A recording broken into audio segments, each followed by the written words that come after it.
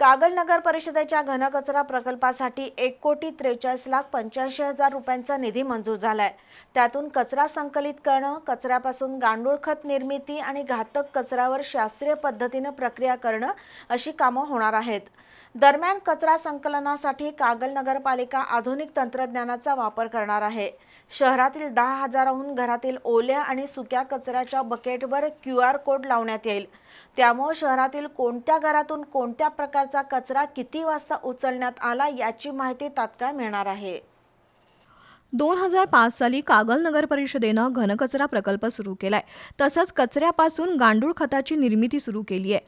2016 साली कचऱ्यापासून विद्युत निर्मिती करून कागल नगरपालिकेनं शून्य कचरा व्यवस्थापन केलंय।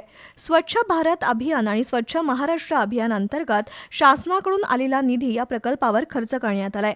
दुसरीकडे शासनानं all India institute of local self government या शासकीय संस्थेची नियुक्ती करून या संस्थेनं बनवलेल्या घनकचरा प्रकल्प अहवालाला तांत्रिक मान्यता मिळाली आहे। कागल शहरातून कचरा संकलित करणं, कचऱ्यापासून गांडूळ खत निर्मिती आणि घातक कचऱ्यावर शास्त्रीय पद्धतीने प्रक्रिया करणं यासाठी 1,43,85,000 रुपयांचा निधी मंजूर करण्यात आलाय। कागल शहरातून दररोज सुमारे 10 ते 15 टन कचरा गोळा होतोय। त्यामध्ये 6.5 टन ओल्या कचऱ्याचा समावेश आहे।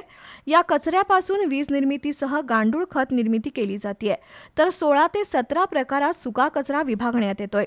कचरा संकलनाच्या कामात आता कागल नगरपालिका आधुनिक तंत्रज्ञानाचा वापर करणार आहे।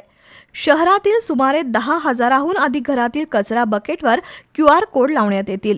या QR कोडच्या सहाय्यानं कोणत्या घरातून कोणत्या प्रकारचा कचरा किती वाजता उचलण्यात आला याची माहिती नगरपालिकेसह शासनाला तत्काळ समजणार आहे।